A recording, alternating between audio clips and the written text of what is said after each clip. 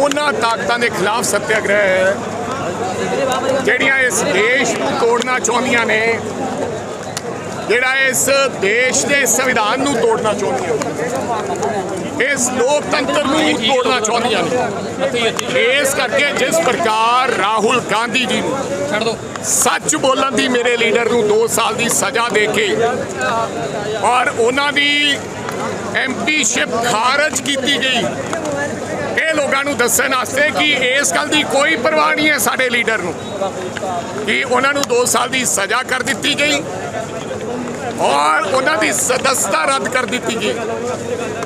ਇਹਨਾਂ ਸਾਰੀਆਂ ਤਾਕਤਾਂ ਦੇ ਖਿਲਾਫ ਇਸੇ ਤਰ੍ਹਾਂ ਹੀ ਹਮੇਸ਼ਾ ਕਿਸ ਤਰ੍ਹਾਂ ਉੱਚੀ ਆਵਾਜ਼ ਦੇ ਵਿੱਚ ਰਾਹੁਲ ਗਾਂਧੀ ਜੀ ਬੁਲੰਦ ਆਵਾਜ਼ 'ਚ ਲੜਦੇ ਰਹੇ, ਇਸੇ ਤਰ੍ਹਾਂ ਹੋਰ ਡਟੇ ਰਹਿਣਗੇ।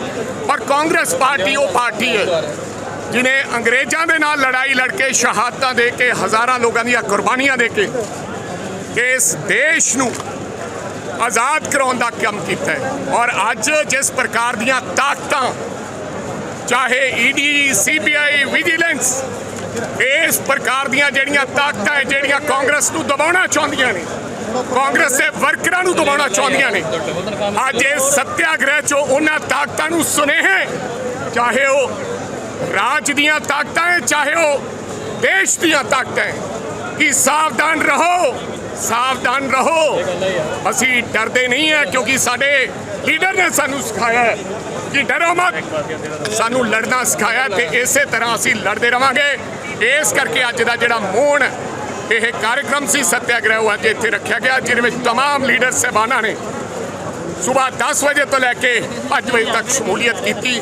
ਮੈਂ तमाम ਕਾਂਗਰਸ ਪਾਰਟੀ ਦੇ ਵਰਕਰਾਂ ਦਾ, ਬਲਾਕ ਪ੍ਰਧਾਨਾਂ ਦਾ, ਜ਼ਿਲ੍ਹੇ ਪ੍ਰਧਾਨਾਂ ਦਾ, ਸਾਡੇ ਜਿਹੜੇ ਐਮਐਲਏ ਸਾਹਿਬਾਨਾਂ ਦਾ, ਕੰਟੈਸਟਡ ਕੈਂਡੀਡੇਟ ਸਾਹਿਬਾਨਾਂ ਦਾ, ਸਾਰੇ ਸਾਡੇ ਵਿੰਗਸ, ਮਹਿਲਾ ਕਾਂਗਰਸ, ਯੂਥ ਕਾਂਗਰਸ, NSUI ਸੇਵਾ ਦਲ ਦਾ ਬਹੁਤ ਧੰਨਵਾਦੀ ਹਾਂ।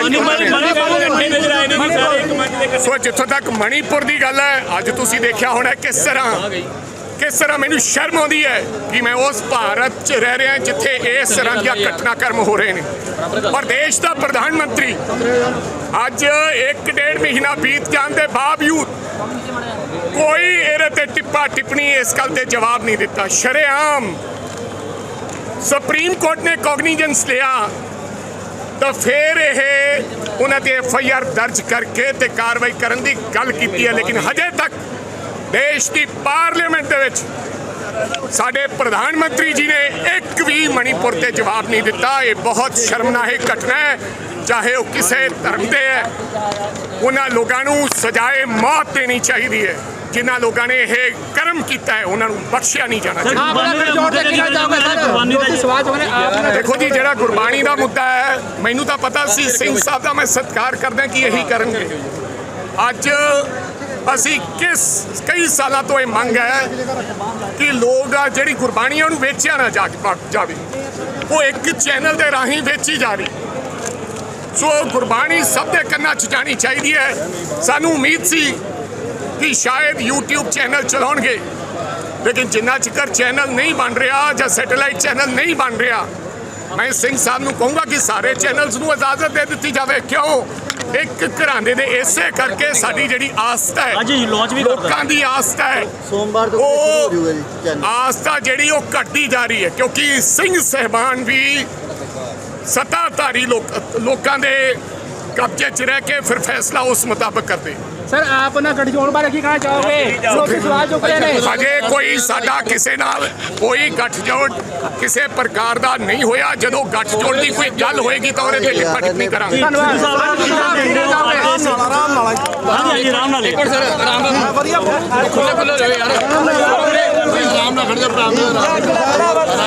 आज देश सत्याग्रह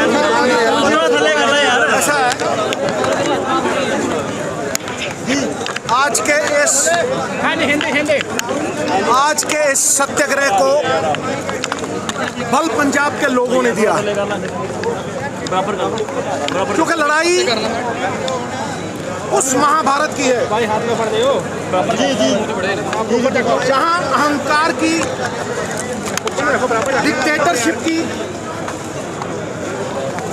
डिक्टेटरशिप की लोकतंत्र से है। राहुल गांधी के पूर्वजों ने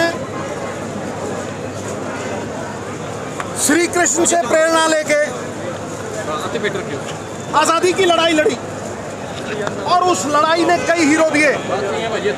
सरदार पटेल जिन्होंने राजे राणे खत्म करके लोकतंत्र की स्थापना की, संपूर्ण कुलीन तंत्र में रानी का बेटा राजा, राजतंत्र में जिसका बल वो राजा, लेकिन लोकतंत्र की स्थापना इंडियन नेशनल कांग्रेस ने देश को आज़ादी देके freedom eight midnight, Pandit Jawaharlal Nehru की वो स्पीच वो दी थी। और आज उन्हीं का बटोर झंडा बरदार बन के लोकतंत्र का एक डिक्टेटरशिप से लड़ाई लड़ रहा है। जब उद्धव ठाकरे साहब की सरकार मुंबई में गिराई जाती है और उनका चोन चिन्ह छीन लिया जाता है, तो क्या वो लोकतंत्र के हक में है?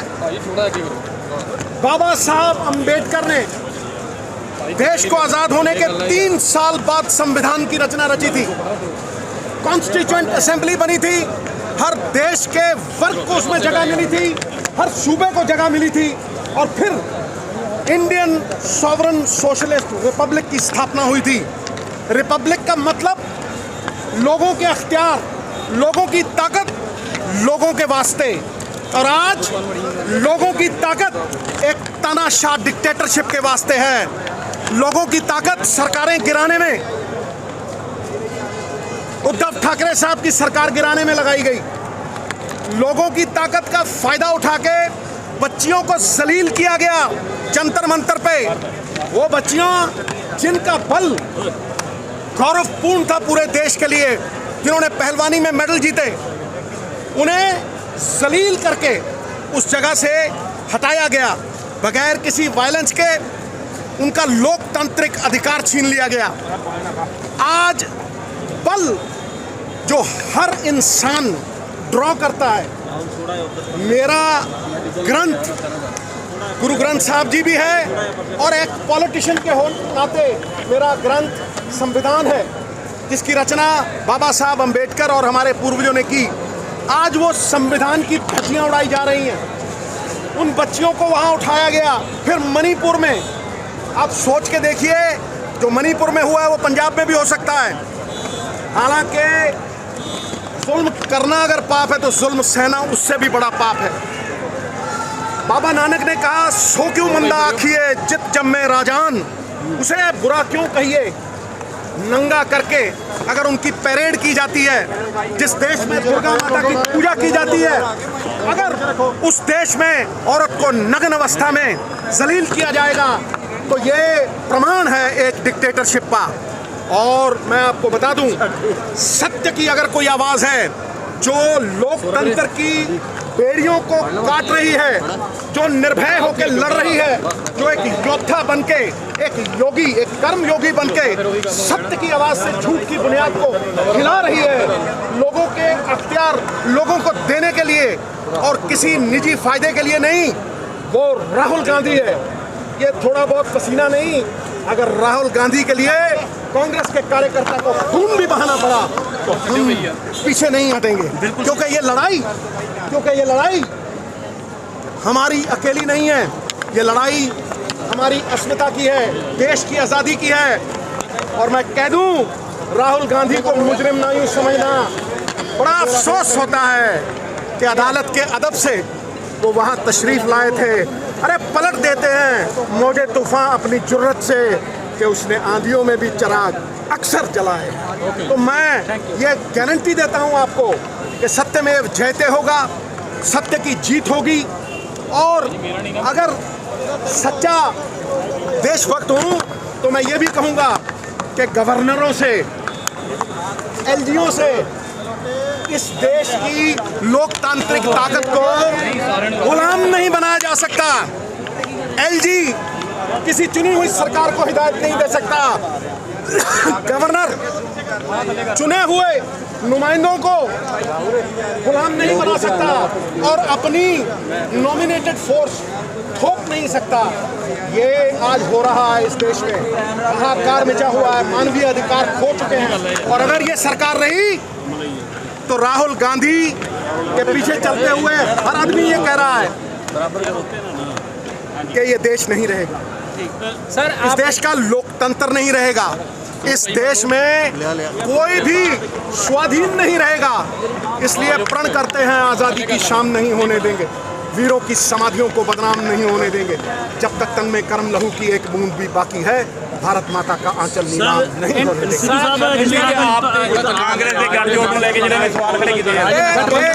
मैं जवाब दूंगा इसमें पूरी तरह से। देखिए, ये गठबंधन,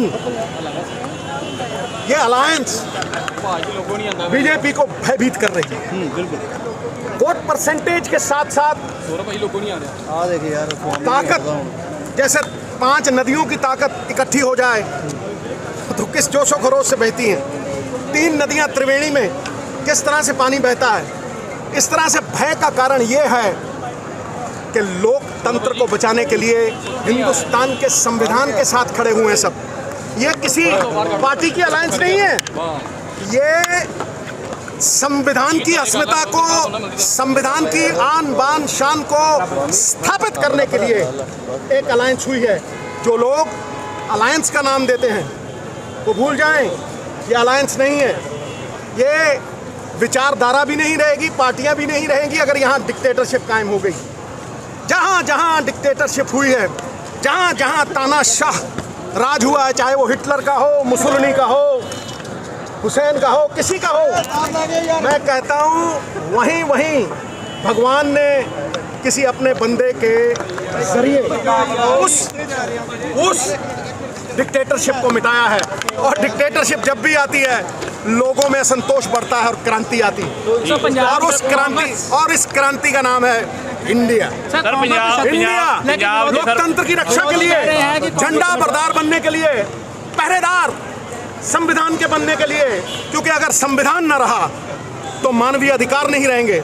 और ये जो एजेंसीज हैं, ईडी, इलेक्शन कमीशन, जब कोई ममता बनर्जी अपने सूबे में ये कहती है कि ईवीएम यूज हुए, तब तक शंका उठती है।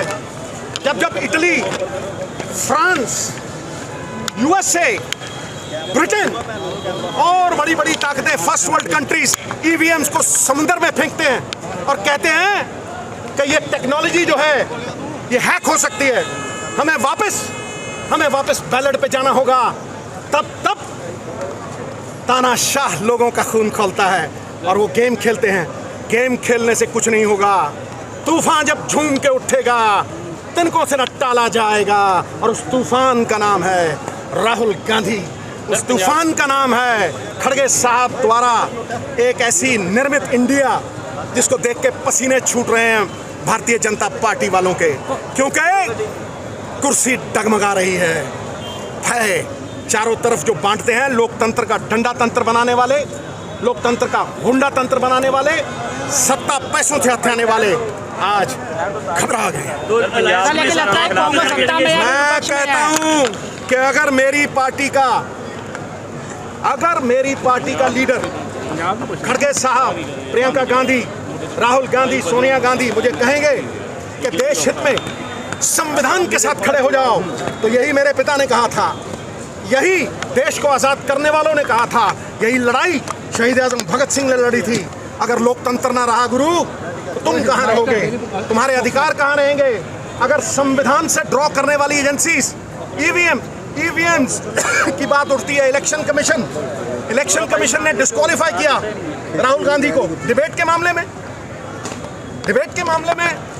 ऐसा होता है क्या? चाहे वो इलेक्शन कमीशन ने नहीं किया, कोर्ट ने किया, कानून भी कभी कभी सोता है लेकिन मरता नहीं।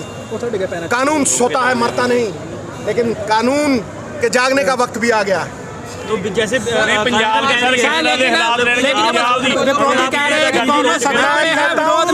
ये किसी अकेली विचारधारा रहेगी नहीं। जब संविधान ना रहा तो विचारधारा कहाँ से? जब लोकतंत्र ना रहा और एक राजतंत्र की स्थापना हो गई, डंडा तंत्र की स्थापना हो गई, गुंडा तंत्र की स्थापना हो गई, तो लोगों के अधिकार, लोगों के अख्तियार कहाँ हैं? तो ये लोगों के अख्तियार के लिए सभी ऑपोजिशन पार्टीज संविधान को बचाने के लिए इकट्ठे हुए हैं और झंडा बरदार राहुल गांधी। मैं तो कह रहा कि भाई हरेक का कोई बॉस होता है, हाईकमांड जो तय करेगी वो सोच समझ के तय करेगी। और हाईकमांड अगर कॉन्स्टिट्यूशन ਨੂੰ ਬਚਾਉਣ ਦੇ ਲਈ ਸੁਰੀਜ ਜਾਖੜ ਵੱਲੋਂ ਕਿਹਾ ਗਿਆ ਕਿ ਕਾਂਗਰਸ ਨਾਲ ਸਮਝੌਤੇ ਕਰਕੇ ਆਮ ਆਦਮੀ ਪਾਰਟੀ ਆਪਣੀ ਸਾਖ ਨਹੀਂ ਬਚਾ ਸਕਦੀ ਹੈਗੀ। ਇਹ ਉਹਨਾਂ ਨੂੰ ਜਵਾਬ ਦੇਣ ਦਾ ਸਮਾਂ ਨਹੀਂ, ਇਹ ਆਪਣੀ ਗੱਲ ਰੱਖਣ ਦਾ ਸਮਾਂ ਹੈ। ਭਟਕਾਣਾ ਮਿੱਤਰ ਪਿਆਰੇ, ਜੇ ਅਕਾਲੀ ਦਲ ਨੂੰ ਮੈਂ ਇੰਨਾ ਹੀ ਕਹਿਣਾ, ਜੇ ਕੱਲ ਨੂੰ ਕੋਈ ਕਹੇ ਵੀ ਤੁਹਾਡਾ ਜਿਹੜਾ ਲੋਗੋ ਹੈ ਉਹੀ ਖੋਲਿਆ, ਹੁਣ ਤੁਸੀਂ ਅਕਾਲੀ ਦਲ ਹੀ ਨਹੀਂ ਰਹੇ ਜਿਵੇਂ शिव सेना ਨੂੰ ਕਿਹਾ ਸੀ, ਤੇ ਕਿਸੇ ਨਾਲ भी हो जाऊगा ना, ये किसी के साथ भी हो सकता है। तो मैं कहता हूँ जितने इकट्ठे हो जाएं, जितने पहरेदार बन जाएं संविधान के, हमारे ग्रंथ के, उतने अच्छे। Sovereign socialist Republic, democratic Republic, ये उसके लिए लड़ाई है, संविधान के लिए लड़ाई है। लोगों की ताकत लोगों तक कहाँ पहुँच रही है?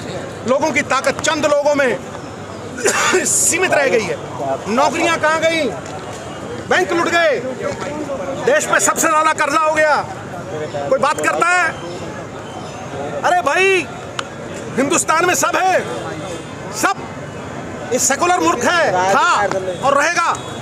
ये उसी सेकुलर देश की अस्मिता, एग्जिस्टेंस की लड़ाई। पर वो कह रहे हैं कि मतलब कि आप क्या कहना है? पंजाब में काफी नुकसान हुआ है। पंजाब में सर आवाज चुनते रहोगे कि नहीं? जेकर मेरी बात सुनो, नहीं पंजाब जो बात मैं कहता हूँ पार्टी से ऊपर उठ के एक बात कहता हूँ, जो चोर है ठोक दो, जो चोर है विजिलेंस करो। क्या एतराज है भाई? क्या एतराज है? उसकी प्रॉपर्टियां सीज करो। अगर आमदनी नहीं तो प्रॉपर्टी कहाँ से?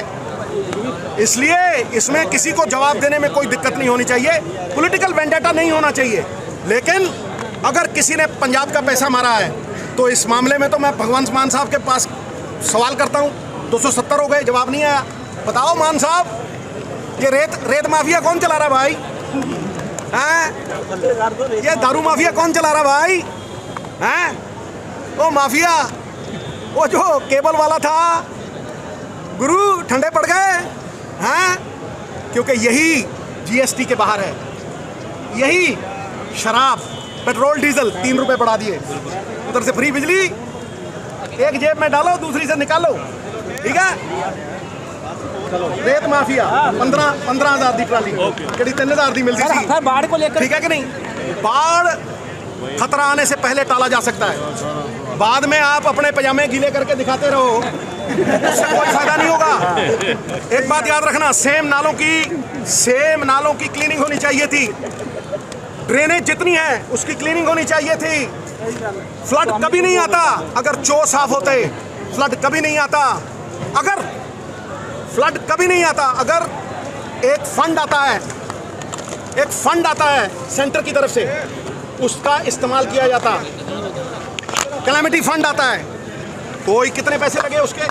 हाँ, जब फ्लड आ जाएगा हर बंदा घुसेगा किश्ती में। अब फोटो मान साहब की भी फोटो शूट हो रही थी, जाखड़ साहब ने डाली है, मुझे अच्छी लगी। किश्ती नहीं डगमगाई, सरकार डगमगा। Thank you.